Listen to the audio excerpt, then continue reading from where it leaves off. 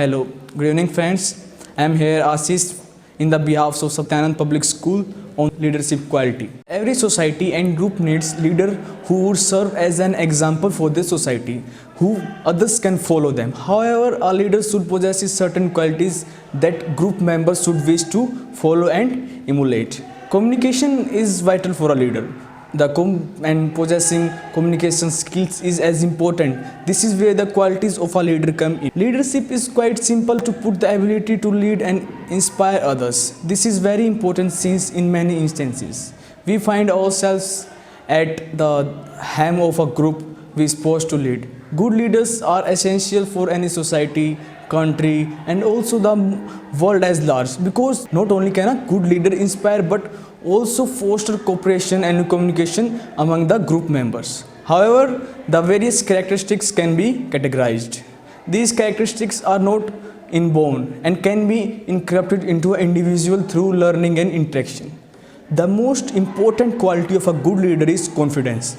Yes, the most important quality of a good leader is confidence. A leader should have confidence to speak anything, whatever he want to do, changes in his society and other people, to help others who are not able to perform anything. They are not uneducated, they don't get food or any other thing. The leader should have confidence to speak up, to come up with his views for his family, for his society, for his people, of his country, of his state, anyone. The leader should have confidence he can go further and for their help and any more.